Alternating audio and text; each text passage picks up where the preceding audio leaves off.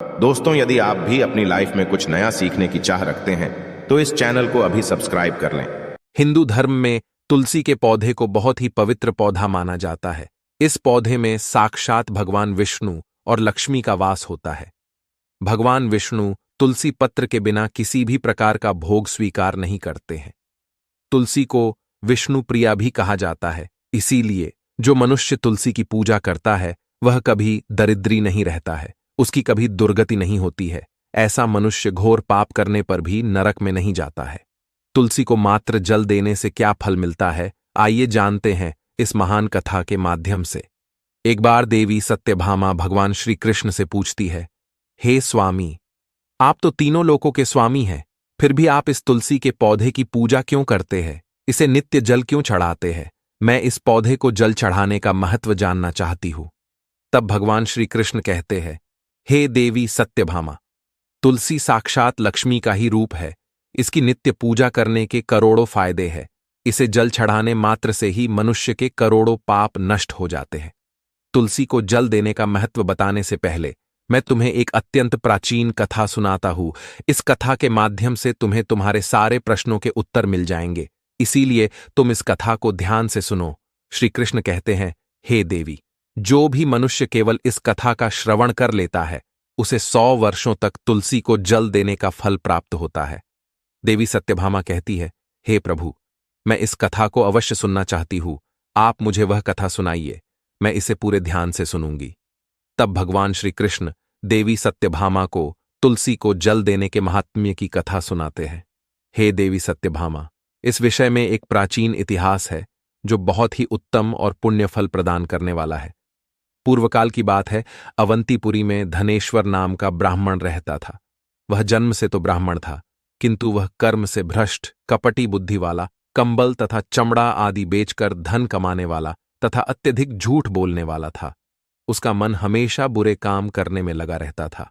वह चोरी, वेश्यागमन तथा जुए में आसक्त रहता था।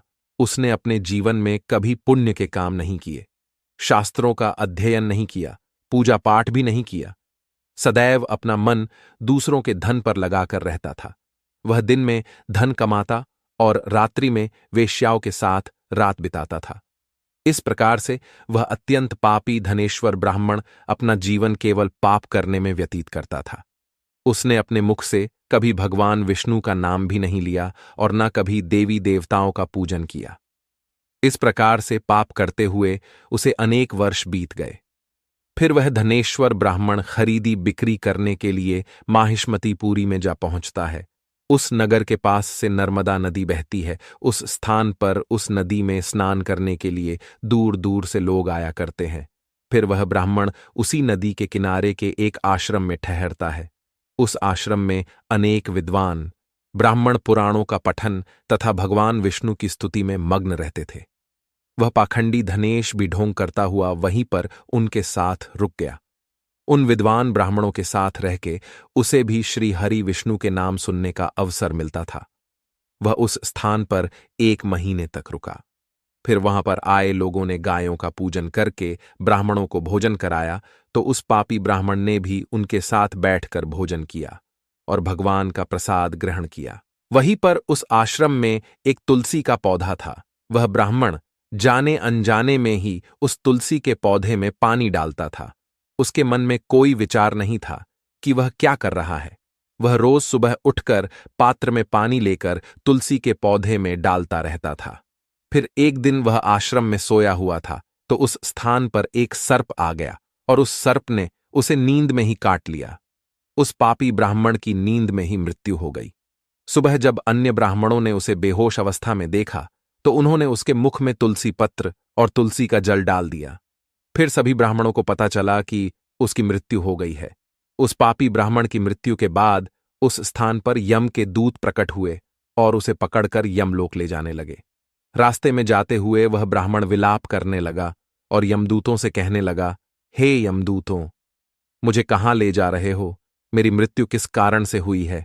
तब यमदूत कहने लगे, अरे दुष्ट ब्राह्मण, तूने जन्म से लेकर मृत्यु तक बहुत पाप किए हैं।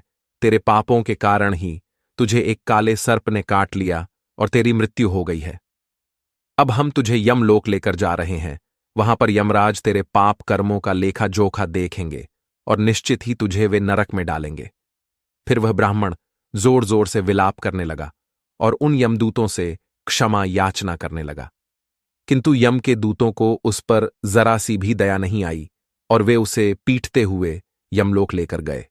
जब यम के दूत उस ब्राह्मण को लेकर यमराज के सामने पहुंच गए तो यमराज के पास बैठे हुए चित्रगुप्त ने उस ब्राह्मण के जन्म से लेकर मृत्यु तक के कर्मों का लेखा जोखा निकाला और यमराज से कहने लगे, हे महाराज, इस ब्राह्मण ने तो बचपन से लेकर मृत्यु तक पाप ही पाप किए हैं।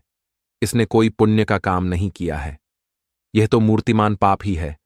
इसे कल्प भर के लिए नरक में डाल दिया जाए। फिर यमराज कहते हैं, हे दूत, जीवन भर पाप करने वाले इस दुष्ट ब्राह्मण को उठाकर ले जाओ और इसे कुंभीपाक नामक नरक में डाल दो। यमराज के आदेश का पालन करते हुए वे यम के दूत हंसते हुए उस पापी ब्राह्मण को लेकर चले गए और उसे मुदगरों से पीटने लगे, जिससे उस ब्राह्मण का मस्तक टूट गया और वे उसे कुंभीपाक नामक नरक में ले गए। उस भयंकर नरक में खौलते हुए तेल के बड़े बड़े घड़े थे, जिसके नीचे भयंकर अग्नि धधक रही थी। फिर यमराज के दूत ने उस ब्राह्मण को उस खौलते हुए तेल के घड़े में डाल दिया, लेकिन जैसे ही वह ब्राह्मण उस खौलते हुए तेल के घड़े में गिरा, वह तेल एकदम से ठंडा पड़ गया। इस विचित्र घटना को देखकर उस यम के दूत को बड़ा आश्चर्य हुआ। ऐसा पहले कभी नहीं हुआ था। उसने कितने ही पापियों को उस तेल के घड़े में डाला था, वे सभी उस खौलते तेल में गिरकर छटपटाने लगते थे, लेकिन जैसे ही वह ब्राह्मण गिरा, वह तेल अचानक से शांत और शीतल हो गया। इस आश्चर्य को देखते ही वह यमदूत तीव्र गति से दौड़ता हुआ यमराज के पास पहुंच गया। यमराज ने पूछा, हे दूत, क्या बात है, इतनी तीव्र गति से दौड़ते हुए क्यों आ रहे हो? फिर वह दूत कहता है, हे यमराज, आपने जिस ब्राह्मण को कुंभीपाक में डालने के लिए कहा था, जैसे ही हमने उसे कुंभीपाक नरक में डाल दिया, नरक की अग्नि बुझ गई और वह खौलता हुआ तेल भी ठंडा पड़ गया। फिर यमराज कहते हैं, हे दूत, यह तो बड़ी ही विचित्र घटना है। ऐसा तो पहले कभी नहीं हुआ। यमराज विचार कर रहे होते हैं, तभी उस स्थान पर देवर्षि नारद पधारते हैं। देवर्षि नारद को देखकर यमराज अत्यंत प्रसन्न होते हैं और उन्हें प्रणाम करके उनका स्वागत करते हैं। फिर यमराज नारद जी से कहते हैं, हे देवर्षि, आप उचित समय पर आए हैं। हमने आज एक अत्यंत पापी ब्राह्मण को कुंभीपाक नरक में गिराया है, किंतु उसके गिरते ही नरक की अग्नि ठंडी पड़ चुकी है और खौलता हुआ तेल भी शीतल बन गया है। तब देवर्षि नारद यमराज से कहने लगते हैं, हे धर्मराज, आपने जिस ब्राह्मण को कुंभीपाक नरक में डाला है, वह नरक में डालने योग्य नहीं है, क्योंकि इस ब्राह्मण के द्वारा अनजाने में ही ऐसा कर्म हो गया है जो नरक का नाश करने वाला है। जो मनुष्य पुण्य करने वाले लोगों के साथ रहता है, उसे उनके पुण्य का भाग अवश्य मिलता है, और यह ब्राह्मण तो 1 महीने तक भगवान विष्णु के भक्तों के साथ रहा है। इस ब्राह्मण में आश्रम में रहते हुए नित्य तुलसी को जल अर्पण किया है, इसीलिए यह बहुत बड़ा पुण्यवान बन गया है। इसके समस्त पाप नष्ट हो गए हैं। यह ब्राह्मण अब विश्वलोक जाने का अधिकारी बन गया है। इस ब्राह्मण ने अनजाने में ही इतना पुण्य कमाया है जो जन्म जन्मांतरों में मनुष्यों को प्राप्त नहीं होता है। इसीलिए आप इसे नरक में न पकाओ। इस ब्राह्मण के पापों के लिए इसे केवल इतना दंड दो, इसे नरक लोक का दर्शन कराओ। देवर्षि की बात सुनकर यमराज अत्यंत प्रसन्न होते हैं और ब्राह्मण को कुंभीपाक नरक से निकालकर लाते हैं और अपने दूतों से कहते हैं, हे दूत, इस ब्राह्मण महात्मा को ले जाओ और संपूर्ण नरकों का दर्शन कराओ। फिर यम के दूत उस ब्राह्मण को ले जाते हैं और संपूर्ण नरकों का दर्शन कराने लगते हैं। भगवान श्री कृष्ण कहते हैं, हे देवी सत्यभामा, इस प्रकार से यम के दूत उस ब्राह्मण को संपूर्ण नरकों का दर्शन कराते हैं और यक्षलोक में ले जाते हैं, और फिर वह ब्राह्मण एक यक्ष बन जाता है। श्री कृष्ण कहते हैं, हे देवी, वनस्पति नाम तुलसी, मासा नाम कार्तिकः प्रिय, एकादशी तिथि नाम च क्षेत्राणाम द्वारका मम। वनस्पतियों में मुझे तुलसी प्रिय है, मास में कार्तिक मास, तिथि में एकादशी और क्षेत्र में मुझे द्वारका प्रिय है। इसीलिए जो मनुष्य नित्य तुलसी की पूजा करता है, तुलसी को जल देता है, वह मुझे सबसे अधिक प्रिय है। उस मनुष्य की कभी दुर्गति नहीं होती है, वह कभी नरक में नहीं गिरता है। जिन घरों में तुलसी का पौधा सदैव ही हरा भरा रहता है, उस घर में सुख, शांति और समृद्धि बनी रहती है। भगवान विष्णु की पूजा में और उन्हें चढ़ाए जाने वाले भोग में तुलसी के पत्र अवश्य होने चाहिए, क्योंकि तुलसी पत्र के बिना भगवान विष्णु किसी भी प्रकार का भोग स्वीकार नहीं करते हैं। इसीलिए प्रत्येक घर में तुलसी का पौधा अवश्य होना चाहिए। अगर आपके घर में तुलसी है तो सुख, शांति और समृद्धि के लिए तुलसी को चुनरी अवश्य चढ़ानी चाहिए। हमेशा ध्यान रहे कि तुलसी का पौधा चुनरी के बिना अधूरा होता है। तुलसी केवल एक पौधा नहीं है, बल्कि वह देवी है, विष्णु पत्नी है। इसीलिए तुलसी को चुनरी अवश्य ही चढ़ानी चाहिए। इससे पति पत्नी में प्रेम और विश्वास बढ़ता है। घर में रहने वाली महिलाएं सदा सुहागिन और सौभाग्यशाली रहती है। तुलसी का विवाह भी अवश्य करना चाहिए। इससे मनुष्य के सभी दुखों का अंत होता है और सांसारिक जीवन सुखमय बीतता है। तुलसी के पौधे के पास अपने मुख से अपशब्द नहीं बोलने चाहिए। तुलसी के पास भूल से भी जूते, चप्पल अथवा झाड़ ढू पोंछा नहीं रखना चाहिए। इसे पाप माना गया है। जहां पर तुलसी का पौधा हो, उस स्थान के आसपास थूकने से घोर अनर्थ होता है। तुलसी के पास जल से भरा हुआ पात्र भी नहीं रखना चाहिए। तुलसी के पौधे के पास दीपक जलाने के बाद दीपक को वहां से हटा देना चाहिए, क्योंकि तुलसी के नीचे बुझा हुआ दीपक रखना अशुभ माना जाता है। जिस स्थान पर भी तुलसी का पौधा होता है, उस स्थान को हमेशा ही स्वच्छ रखना चाहिए। इसीलिए नियमित रूप से तुलसी के पौधे का पास साफ सफाई का ध्यान रखें। तुलसी के पौधे में शिवलिंग और गणेश जी की प्रतिमा नहीं रखनी चाहिए।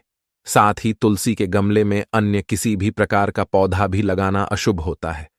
तुलसी के पौधे के पास कपड़े भी नहीं सुखाने चाहिए, अन्यथा कपड़ों से गंदा पानी तुलसी के पौधे पर गिर सकता है। ध्यान रहे, तुलसी के पौधे को नाखून से नहीं तोड़ना चाहिए। इससे तुलसी का अपमान होता है। यदि तुलसी के पत्ते सूख कर गिर जाते हैं तो उन्हें कचरे में नहीं फेंकना चाहिए। उन पत्तों को आप तुलसी की मिट्टी में ही दबा दें। रविवार के दिन तुलसी के पत्ते नहीं तोड़ने चाहिए और रविवार को तुलसी को जल भी नहीं चढ़ाना चाहिए। बाकी अन्य दिन नित्य बिना चुके तुलसी को सुबह जल देना चाहिए और शाम के समय एक दीपक जलाना चाहिए। अक्सर महिलाएं स्नान के बाद अपने बाल खुले रखकर ही तुलसी को जल देती है। ऐसा करना गलत होता है। महिलाओं को हमेशा ही अपने बाल बांधकर माथे पर सिंदूर लगाकर ही तुलसी में जल देना चाहिए। इससे तुलसी का आशीर्वाद प्राप्त होता है। घर में तुलसी का पौधा लगाते समय ध्यान रहे कि इसके लिए गंदी मिट्टी का उपयोग न करें। तुलसी के पौधे के लिए शमशान की अथवा गंदगी वाले स्थान की मिट्टी का कभी उपयोग नहीं करना चाहिए। इससे तुलसी मां रूठ जाती है और सूखने लगती है। तुलसी का पौधा कभी गंदे स्थान पर नहीं लगाना चाहिए, जैसे नाली अथवा बाथरूम के पास तुलसी का पौधा कभी नहीं रखना चाहिए। अन्यथा गंदा पानी तुलसी के पौधे में गिर सकता है, जो बहुत ही अशुभ माना गया है। घर में तुलसी का पौधा कभी सूखना नहीं चाहिए। शास्त्रों में ऐसी मान्यता है कि तुलसी का पौधा सूखना अकाल मृत्यु की सूचना देता है। घर में तुलसी का पौधा सूख जाए तो घर की सुख समृद्धि खत्म हो जाती है। सूखी हुई तुलसी में मां लक्ष्मी का वास नहीं होता है। शास्त्रों के अनुसार मासिक धर्म के दौरान महिलाओं को तुलसी के पौधे में पानी नहीं डालना चाहिए और तुलसी को स्पर्श करना भी वर्जित है। तुलसी को बिना स्नान किए जल नहीं देना चाहिए और पैरों में चप्पल आदि पहनकर भी तुलसी को जल ना दे। तुलसी को जल देते समय ध्यान रहे कि वह जल आपके पैरों पर ना पड़े। इससे तुलसी का अपमान होता है। श्री कृष्ण कहते हैं, नित्य तुलसी के दर्शन से मनुष्य को स्वर्ग की प्राप्ति होती है और तुलसी पत्र के सेवन से उसके सभी पाप नष्ट हो जाते हैं। तुलसी का पौधा हमेशा ही घर के सामने लगाना चाहिए। इसे पूर्व अथवा उत्तर दिशा में लगाना सबसे अधिक शुभ होता है। तुलसी के पास मरुस्थलीय पौधे रखना बेहद अशुभ माना जाता है। ऐसे पौधों से नकारात्मक ऊर्जा निकलती है। शास्त्रों में कहा गया है, जिन पौधों से हरी भरी कलियों की उत्पत्ति ना हो, उसके स्थान पर कांटे निकलते हो, तो ऐसे पौधों को तुलसी के पास कभी रखना नहीं चाहिए। शास्त्रों में केले के पौधे का विशेष महत्व बताया गया है। अगर तुलसी के पास केले का पेड़ लगा देते हैं तो कई गुना अधिक लाभ प्राप्त होंगे। केले के पेड़ में भगवान विष्णु का वास होता है। इसे तुलसी के पास लगाने से घर में सुख समृद्धि आती है। तुलसी के पौधे में शालिग्राम भी अवश्य रखना चाहिए। तुलसी के गमले में शालिग्राम रखने से तुलसी का और भी अधिक शुभ प्रभाव आपको देखने को मिलेगा। शालिग्राम भगवान विष्णु का निराकार रूप माना जाता है। यह काले रंग का पत्थर होता है जिसे विलक्षण और मूल्यवान माना गया है। इसे अगर तुलसी के गमले में रखेंगे तो आपके घर से संपूर्ण नकारात्मक ऊर्जा नष्ट हो जाएगी। घर में केवल एक ही शालिग्राम की पूजा करनी चाहिए। पुराणों में कहा गया है, भगवान विष्णु की मूर्ति से कई ज्यादा उत्तम होता है शालिग्राम की पूजा करना। शालिग्राम को चंदन लगाकर उस पर एक तुलसी का पत्ता रखना चाहिए। प्रतिदिन शालिग्राम को पंचामृत से स्नान कराना चाहिए। ऐसा करने से सभी जन्मों के पाप नष्ट होते हैं। शालिग्राम सकारात्मकता और सात्विकता का प्रतीक होता है। तो दोस्तों, इस प्रकार से भगवान श्री कृष्ण ने देवी सत्यभामा को तुलसी के पौधे को जल देने का महत्व बताया है और घर में तुलसी का पौधा लगाने के नियम बताए हैं। आपको यह कथा कैसी लगी कमेंट करके जरूर बताएं। जानकारी अच्छी लगी तो वीडियो को लाइक जरूर करें। साथ ही कमेंट में जय श्री कृष्ण और जय मां तुलसी जरूर लिखें। आपसे विनती है कि आप इस चैनल को सब्सक्राइब जरूर करें ताकि ऐसी ही आध्यात्मिक जानकारी आपको प्राप्त हो। आप सभी का धन्यवाद।